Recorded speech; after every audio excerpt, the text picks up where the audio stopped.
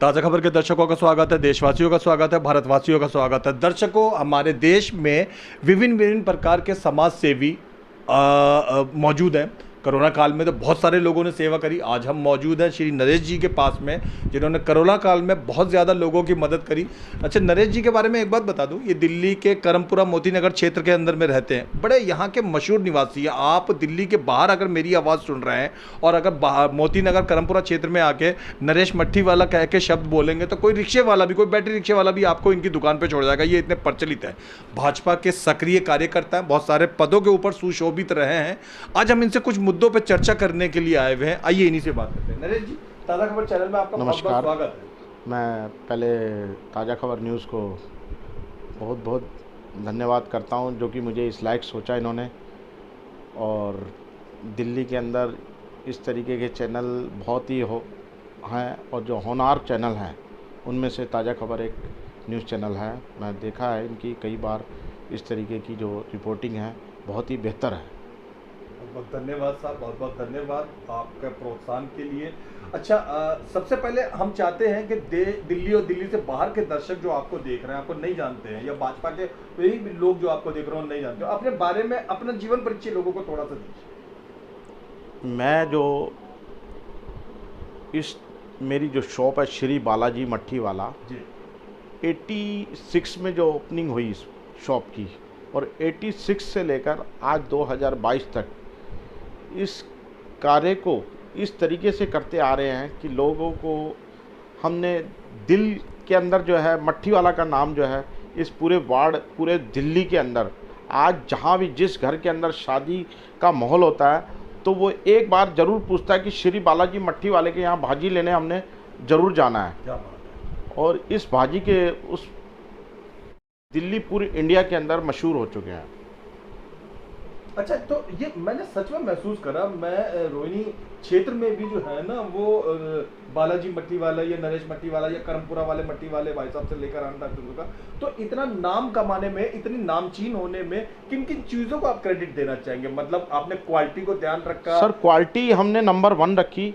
आज तक जो प्रोडक्ट हम बना रहे हैं ना, वो हमने बिल्कुल एक इस तरीके से बना के चला कि वो प्रोडक्ट जो है उसको टेस्ट के हिसाब से बिल्कुल बेहतर रखा जी। हमने उसमें किसी चीज़ की कमी नहीं आने दी, क्वालिटी में कोई कंप्रोमाइज़ नहीं रखा।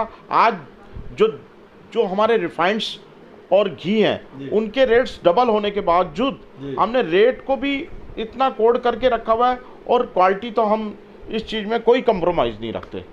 इकोनॉमिकल प्राइस रखते, इकोनॉमिकल प्राइस, और साथ में स्वाद को दुगना बढ़ाया। स्वाद तो देखो सर, मैं जो हमने क्वालिटी जो 86 से स्टार्ट करने के बाद 2022 तक हमने वही क्वालिटी कस्टमर को देते आए हुए हैं, और आज तक हम उस क्वालिटी को पूरे जितना हो सकता है हम उसको बेहतर बनाने की पूरी कोशिश करते हैं। हाइजेनिक तौर पर हम उसको बिल्कुल इस तरीके से पैकिंग वगैरह हमारी जो है बिल्कुल एक्यूरेट है। बहुत बढ़िया, बहुत अच्छा। अच्छा, ये तो हुई चलो आपके खाने खजाने और स्वाद की बातें। अब हम जरा भाजपा पे आते हैं। भाजपा के किन पदों के ऊपर सुशोभित रहे हैं आप? मैं जी भाजपा के अंदर शुरू से इस तरीके से एक्टिव रहा, जैसे खेल प्रकोष्ठ है, युवा मोर्चा उपाध्यक्ष है, अपना बेटी बचाओ बेटी पढ़ाओ के उस पद के ऊपर होते हुए मैं नरेश इस तरीके से पार्टी की सेवा करते आए हैं कि आज तक हमने 2017 का इलेक्शन और हमारे पूर्व विधायक श्री सुभाष सचदेवा जी का इलेक्शन जिस तरीके से लड़े गए, हमने उनको हारने की आज भी हम कहते हैं हम विधानसभा जो है हम बिल्कुल अच्छी तरीके से जीते थे। पर क्या है कि एक फार्मूले के ऊपर जो केजरीवाल की जो सरकार चल रही है उस फार्मूले पे हम नहीं मानेंगे। हम दिल्ली सरकार फ्री बांटने का मामला जो उन्होंने आज तक शुरू करा है, आज उस सेवाओं को बंद कर दें। वो लोग आज उन सेवाओं को बंद करके देखें, क्या दिल्ली उनको वोट देती है? आप उन सेवाओं को बंद करके देख लीजिए कि अगर वोट दे दें तो हम मान जाएंगे कि भाई हाँ ये पॉलिटिक्स है। पॉलिटिक्स नहीं है, इसको पॉलिटिक्स नहीं कहते। आप किसी को फ्री देकर आप वोट ले रहे हो तो इसको एक लालच वाला। पर साहब वो अपनी पीठ थपथपाते हुए एक तर्क ये भी देते हैं कि दिल्ली की जो उच्च स्तरीय विधानसभाएं हैं, हाई फाई कह लीजिए या हाई क्लास विधानसभाएं हैं, वहां के लोगों ने भी उनको वोट दिया, जबकि उनको तो ये फ्री पानी की जरूरत भी नहीं। नहीं सर, देखो वो लोग आज वो क्या करते थे कि वो आज उन्होंने ना पानी, वो बिस्लेरी और ऐसी ऐसी कंपनियों के पानी पीते हैं जो जिसकी बोतल जो प्राइस है वो 5-5 हज़ार रुपये तक की बोतल है। बट क्या है कि वो लोगों को मतलब नहीं है, वो देखते हैं कि एक आदमी को सुविधा मिल रही है तो वो केजरीवाल को चूज़ कर रहे हैं। ऐसा नहीं है कि हम आज दिल्ली के अंदर ये कहते हैं कि हमने मनीष सिसोदिया जी ने बड़ा अच्छा काम किया है दिल्ली के अंदर। क्या वो 300 वोटों के लिए काम किया था? अच्छा, मैं ये जानना चाहता हूँ कि मनीष सिसोदिया जी ने सिर्फ 300-350 वोट के लिए बहुत अच्छा काम किया, पूरी दिल्ली में अपना ऐसे ऐसे स्कूल बना दिए कि वो मनीष सिसोदिया जी सिर्फ 300 वोट से जीते। ये नहीं होना चाहिए। उन्होंने जो काम किए हैं वो पिछले काम थे, वो पिछली सरकार थी जिन्होंने देश की राजधानी को एक अच्छा बनाने की पूरी कोशिश करी थी। दिल्ली के अंदर मदन लाल खुराना जी मेट्रो लाए और उसके बाद जो है उसके बाद जो सरकार बनी, जो 15 वर्ष रही, उसके अंदर उस सरकार ने, मैं मानता हूँ, काफ़ी अच्छे पुल बनाए, काफ़ी अच्छे स्कूल बनाए, काफ़ी मानता हूँ। अगर आज हमारे को मौका मिलता है, आज दिल्ली के अंदर क्या है, आज दिल्ली के अंदर जो तीनों एमसीडी को एक किया जा रहा है, क्यों किया जा रहा है? क्योंकि दिल्ली की जो जनता है उनका पैसा, जितना भी पैसा था वो सारी जनता का पैसा केजरीवाल जी ने ऐसे कामों में लगा दिया जिन कामों में नहीं लगाना चाहिए था। आज हमने फिर उसको कल 26 तारीख का है, मानते हैं कि लोकसभा के अंदर पारित हो जाएगा, एक निगम हो जाएगा। उसके अकॉर्डिंग फिर अब दिल्ली जो है, अब दिल्ली के निगम, दिल्ली के मेयर, सारा पैसा जो है मेयर को मिलेगा और वो मेयर जो हो वो दिल्ली के अंदर इस तरीके के विकास कार्य करेंगे कि लोगों को देखते ही बनेगा। अच्छा, हम अगर इसी चुनाव, मेयर और इसी मुद्दे पर बात करें, इस समय दिल्ली में जो सबसे चर्चित मुद्दा है वो बीजेपी और आम आदमी की आपसी खींचतान है। आप पार्टी आरोप लगा रही है कि जी भाजपा चुनावों को आगे सरकाने के लिए निगमों के एकीकरण पे जोर दे रही है। भाजपा का ये कहना है कि हम भ्रष्टाचार के खात्मे के लिए ये योजना अभी ताज़ी लाए हैं। तो इन सब खींचतान पे आप अपना क्या विचार रखते हैं? देखो जी, मैं ये जानना देख रहा हूँ पिछले 7 वर्षों से केजरीवाल जी निगम को जो फंड देते हैं वो फंड इस तरीके से रोक कर रखा उन्होंने कि दिल्ली का उन्होंने विकास करने की सोची नहीं। टीचरों को वेतन नहीं मिला, सफाई कर्मचारियों को वेतन नहीं मिला, हर किसी को वेतन दिया ही नहीं उन्होंने। आप तो ये कह रहे हो कि जो कोरोना काल के अंदर उन्होंने वेतन, जो हॉस्पिटल्स हैं निगम के, उनको भी वेतन नहीं दिया।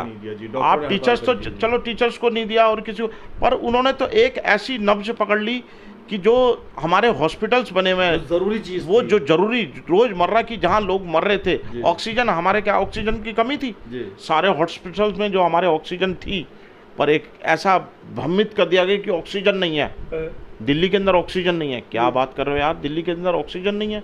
दिल्ली हर एक हॉस्पिटल जो है, आप ये देख लीजिए, महाराजा अग्रसेन, उसके अंदर, हाँ, उसके अंदर अपना प्लांट है और कई हॉस्पिटल्स हैं जहाँ अपने प्लांट लगे पड़े, फिर कह रहे जी ऑक्सीजन नहीं है। क्या बात कर रहे हो आप? सब कुछ मिला, पर मैं मानता हूँ इन्होंने जो जो चार चौंध लगा के दिखा दिया ना, वो एक तरीके का है। पर जो दिल्ली के अंदर इन्होंने बोला था मोहल्ला क्लिनिक बनाएंगे एक एक जगहों पर, एक एक वार्ड के अंदर, आज उस मोहल्ला क्लिनिक में जाकर देखिए कि किस तरीके का बुरा हाल है। डॉक्टर तक नहीं बैठते हैं, दवाई तक नहीं मिलती है। ये तो जो मैं पिछली सरकार को शाबाशी दूंगा, जो उन्होंने टेंडर दे के गए थे, जैसे मेरे यहीं आचार्य भिक्षु हॉस्पिटल है, उसका टेंडर पिछले 7 से 8 वर्षों से वो चलता आ रहा है, आज तक वो समाप्त नहीं हुआ है। बट क्या है कि उसकी 3 बार जो है शुभारंभ कर चुके हैं केजरीवाल जी।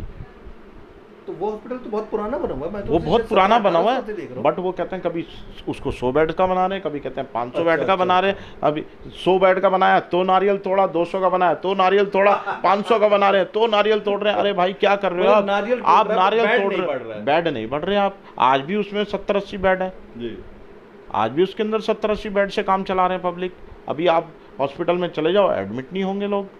तो किस तरीके से आप बस अपनी बात, अपनी बड़ाई, अपनी बात ऊपर रखने के लिए आपने इस तरीके से काम कर रहे हो, तो ये केजरीवाल जी ठीक नरेश नहीं जी, है। बहुत उत्तम और बड़े बड़े सटीक विचार दिए आपने स्टेट पॉलिटिक्स पे। जी। अब हम एक अंतर्राष्ट्रीय मुद्दे पे बात करते हैं। WHO कई देशों ने अपने अपने देश में कोरोना से संबंधित जो पाबंदियां थी, ये ना करो, ट्रेन वहाँ नहीं जाएगी, फलाना होगा, ढिमकाना होगा, ये सब कई छोटे देशों ने, पोलैंड ने, स्वीडन जैसे देशों ने अपने अपने देश से पाबंदियां हटा दी और अपने नागरिकों को खुला छोड़ दिया। वहाँ तकरीबन टीकाकरण पूरा हो गया, कोरोना की दर भी, मृत्यु दर और रोगी भी कम आने लगे।